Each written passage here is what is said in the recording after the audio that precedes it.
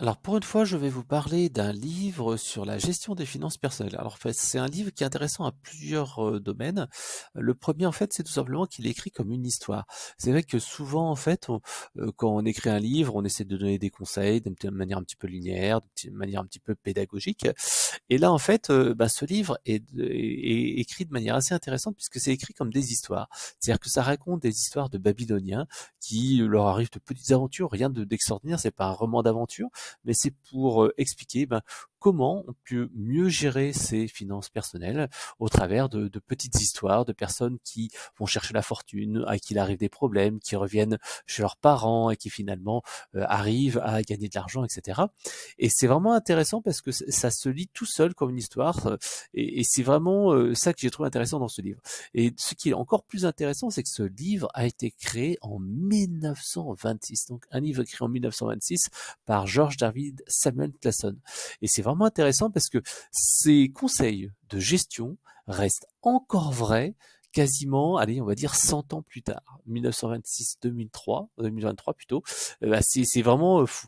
Donc ce livre en fait là est disponible soit en format papier 188 pages, soit en fait en livre audio, ce que je vous conseille plutôt, puisqu'en fait c'est 3h19 de lecture audio que vous avez, et ça se dit tout seul. En plus le narrateur est assez marrant, donc en fait c'est un bouquin qui est assez intéressant. Alors donc je vais quand même spoiler un petit peu, je vais vous faire un petit résumé des grands principes que j'ai retenus de ce livre. Alors il faut vous dire que c'est pas un livre qui va vous donner une trace immémorable sur comment bien investir votre argent, les trucs et astuces d'investisseurs, etc. Mais c'est en fait quelque chose qui sont des grands principes qui restent encore vrais 100 ans plus tard. Et c'est ça qui est bien, c'est qu'en fait, ce de conseils simples, on va dire, qui permettent à quelqu'un qui n'a pas eu d'éducation financière de commencer en fait à bien gérer son argent et à bien gérer ses finances personnelles. Alors c'est un petit peu dans le même style que Père riche, Père pauvre de Kawasaki, mais c'est un petit peu plus facile à lire et beaucoup plus agréable puisqu'en fait on raconte véritablement des histoires. Alors, si on doit retenir quelques points, c'est le premier, c'est les 3 piliers pour devenir riche entre guillemets.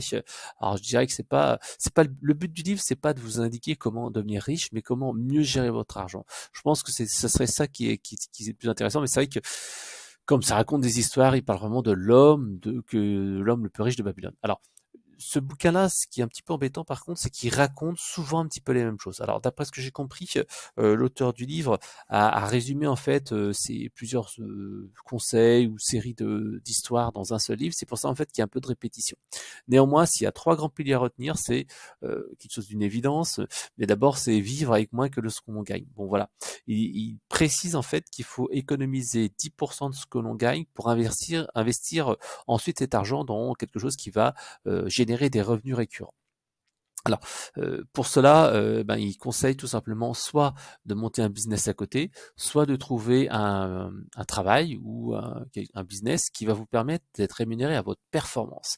Puisqu'en fait, il indique que lorsqu'on est salarié, malheureusement, souvent on atteint un plafond de verre à un moment donné, et en fait, on n'arrive pas à gagner plus que les performances normales.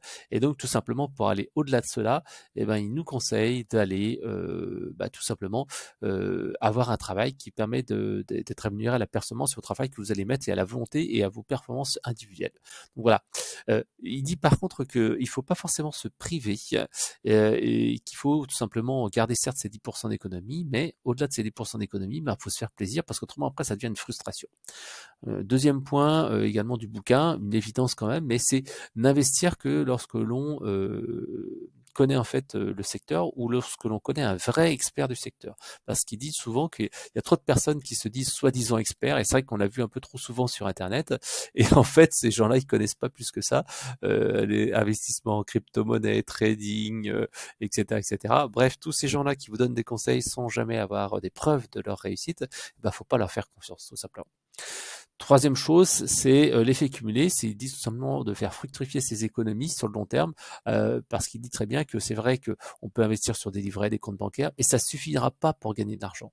Et pour eux, en fait, au lieu d'investir son argent dans ces moyens qui vont générer peu de revenus, il vaut mieux créer des revenus qui vont créer un effet cumulé, en particulier via de l'immobilier, via de l'investissement des entreprises, parce qu'en fait, ça permet d'avoir un revenu supplémentaire qui va s'accumuler au fil du temps. Et pour devenir riche, avoir une bonne gestion personnelle, ce qu'il explique, ce qui est vraiment plus important, c'est créer des routines, c'est-à-dire des habitudes de vie, des habitudes d'économie, 10% de son salaire, etc., dans la durée.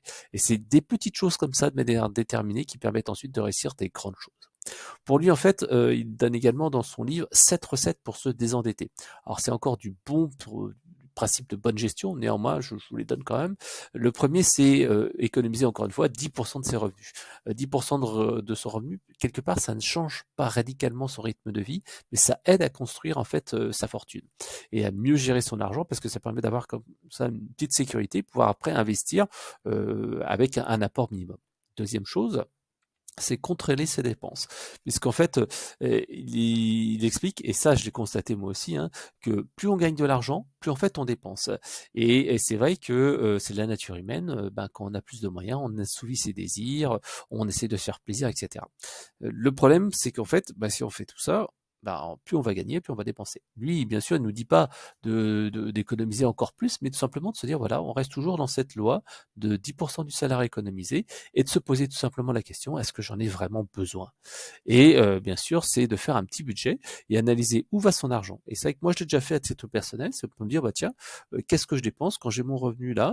Qu'est-ce que je dépense là-dessus? Quels sont mes gros points de dépenses? Et qu'est-ce que je peux optimiser? C'est vraiment très simple à faire et je vous invite à le faire. Troisième point, faire fructifier ses économies via des revenus récurrents.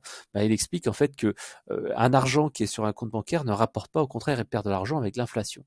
Donc en fait, il rappelle bien que avoir de l'argent disponible sur un livret, sur un compte, en fait, ça permet pas de générer des revenus complémentaires, ça permet voire même ça permet de perdre de l'argent, parce qu'un argent qui dort ne rapporte pas. Il faut qu'il rapporte et que ça, entre guillemets, ça devienne, comme il dit, un esclave.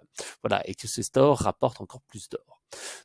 Quatrième point, il faut commencer petit au départ et pas chercher les rendements généreux. C'est vrai que c'est souvent tentant pour les investisseurs débutants, c'est de commencer à chercher la bonne affaire. J'en parle toujours, crypto-monnaie et compagnie, marketing de réseau, les investissements boursiers avec une action qui est super bonne et on investit beaucoup dessus.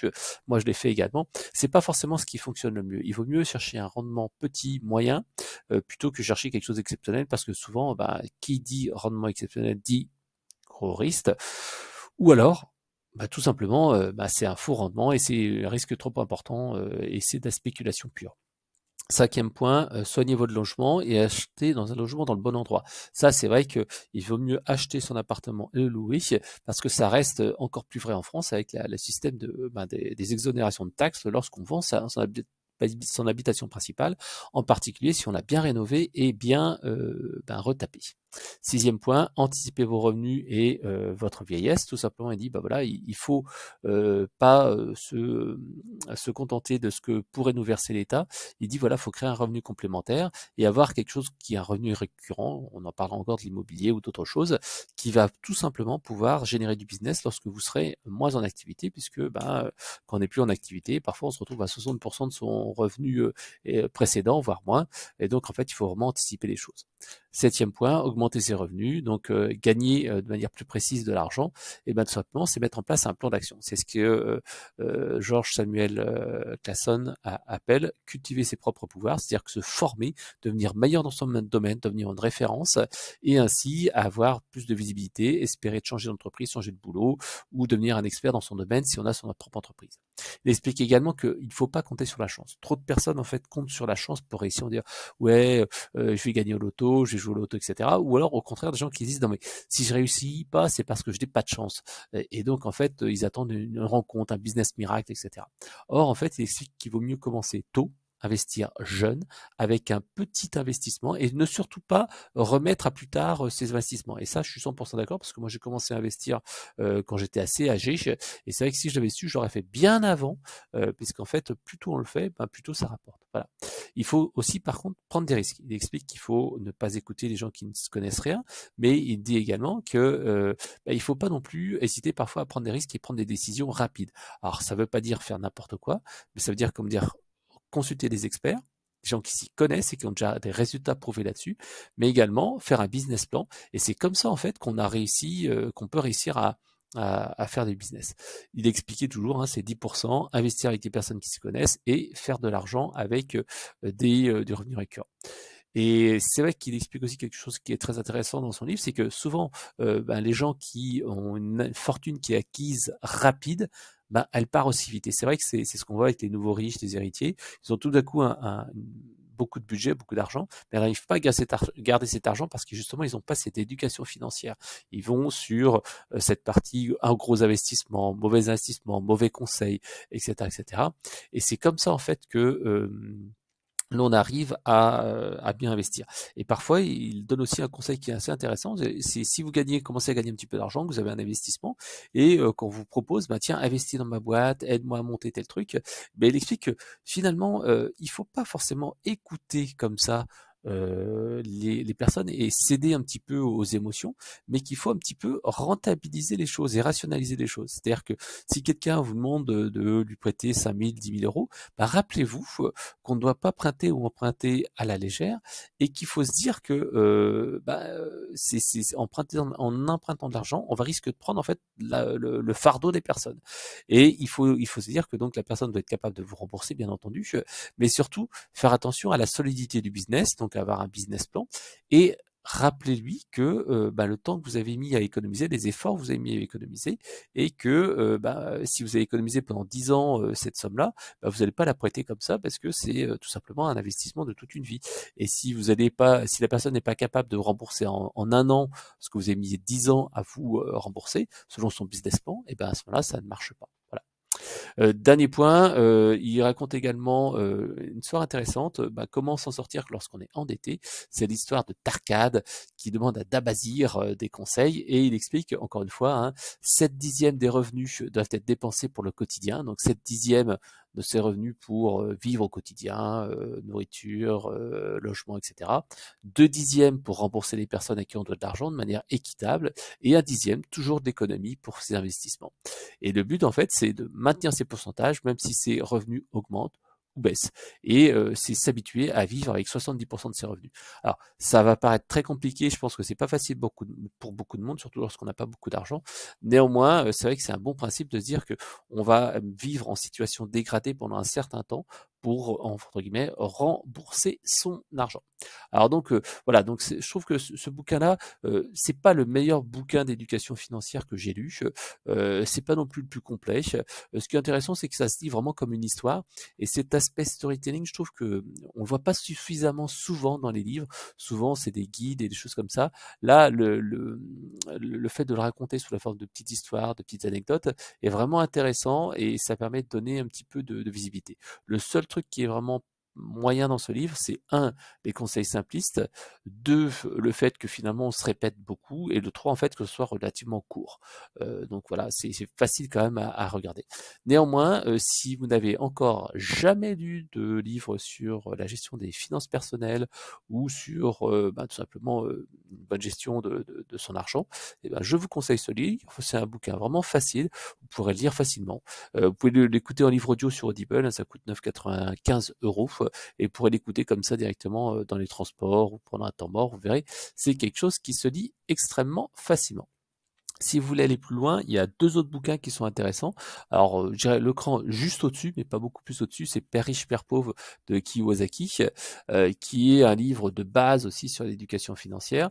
Et après, vous avez le dernier livre qui s'appelle Les secrets d'un esprit millionnaire de T. Harv Eker, qui est un peu plus élevé, qui explique en fait pourquoi en fait on gagne de l'argent et pourquoi on ne gagne pas de l'argent. C'est un petit peu le fait d'être un peu plus à l'aise avec l'argent et de mieux gérer son argent et de ne pas en fait arriver comme ça à dépasser certains plafonds de verre qui sont à notre niveau. Donc ces 3 bouquins pour moi sont un peu complémentaires. Le premier, le plus simple, L'homme de plus riche de Babylone. Le deuxième, un peu plus évolué, Père riche, Père pauvre de Kiyosaki. Troisième bouquin qui est un peu plus avancé, c'est Les secrets d'un esprit millionnaire. Voilà, j'espère que ce petit résumé vous aura bien plu et je vous souhaite une très bonne journée.